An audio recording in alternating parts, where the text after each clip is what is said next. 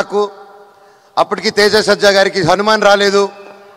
ఇంత ఒక పెద్ద సినిమా చేస్తున్నాము, ఆల్రెడీ ఒక బ్యానర్లో మొదలుపెట్టి చేస్తున్నాము, పెద్దగా అవుతుంది సినిమా అంటే అప్పుడు విశ్వప్రసాద్ గారు ఆ సినిమా చూసి ఇది నీ ట్రైలర్ చూసి ఒక చిన్న కొంచెం షూట్ చేసిన భాగం లేదు, ఇది ఇంకా బాగా తీయాలి, ఇంకా గ్రాండ్ స్కేల్లో తీయాలని ఆయన ముందుకొచ్చి నన్ను తేజని నమ్మి ఇన్ని కోట్లు పెట్టి చేశారంటే కేవలం డైరెక్టర్ గారి స్క్రిప్ట్ నమ్మి చేశారు.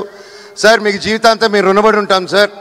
అండ్ నేను మాటకు కాదు, మీకు తెలుసు నేను మనసుకు పూర్తిగా ఏది ఏమైనా కానీ అన్న మీ ఇష్టం అన్నా అని అంటూ ఉంటాను. ఎందుకంటే అది నా మనసు పూర్తిగా మీ మీద ఉన్న గౌరవం పెట్టేసుకున్నానన్న. ఈ రాయలసీమలో కదా ఒకసారి పెట్టేసుకుంటే అంతే, అది జీవితాంతం. వీళ్ళు కూడా అంతే, అదే ప్రేమ. థ్యాంక్ యూ అన్న. వితౌట్ యూ నేను ఏ ప్రొడ్యూసర్ని చూడలేదు. 3 సంవత్సరాల పాటు టకటకని ఇంట్రెస్ట్లు పడతాయి, అన్నీ పడతాయి. ఒక సెట్ వర్షంలో నానిపోయిందండి. ఒక సెట్ని 1.5 year కాపాడుకొని వర్షంలో తడిచి అది కింద పడిపోయినా మళ్ళీ 1.5 year తర్వాత సెట్ వేసి మళ్ళీ షూట్ చేశారు ఆయన. వేరే వాళ్ళు చుట్టే గ్రీన్ మ్యాట్ అది ఇది అంటారు, హీ డిడ్ంట్ కాంప్రమైజ్ అండి. అలాగే ఆయనకున్న సపోర్ట్ సుజిత్ గారు, థ్యాంక్ యూ. మా ఎగ్జిక్యూటివ్ ప్రొడ్యూసర్ అండి. సో ఆయన టెన్షన్ పార్టీ అంటూ ఉంటాం మేమందరం. సో ఎప్పుడు కూర్చోరొడ్డే, ఎప్పుడు అటు ఇటు పరిగిస్తూ చాలా కష్టపడి thank you sir for being our support. అలాగే మా మేనేజర్ రమణ గారు, సార్ లవ్ యూ సార్. మాకు మొరాకన్ సెట్కి మంచి ఆర్టిస్టులు తీసుకొచ్చారు మీరు, ఐ లవ్ యూ.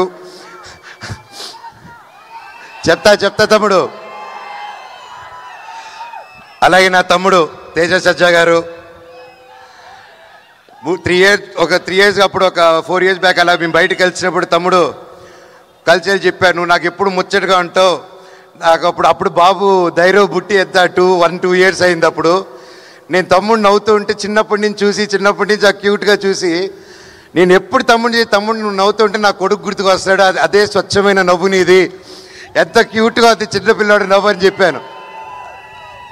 అండ్ ఆ టైంలోనే తమ్ముడికి ఒక మాట ఇచ్చాను, తమ్ముడు నువ్వంటే నాకు ఇష్టం మనస్ఫూర్తిగా, నువ్వు పిల్లు, నీ సినిమాకి ఏ క్యారెక్టర్ నీ అన్నొచ్చి చేస్తాడు నీకోసం అని చెప్పి మాట ఇచ్చాను. అన్న నిజమా అన్నాడు. ఇదిగో తమ్ముడు నా చేయి మాట అన్నాను. 6 నెలల తర్వాత తమ్ముడు వచ్చి అడిగాడు. ఒక్క సెకండ్ గ్యాప్ ఇవ్వకుండా డైరెక్టర్ని పిలిచి విని ఇమ్మీడియట్గా బ్లాక్ స్వాడ్గా మారాను. థ్యాంక్ యూ తమ్ముడు.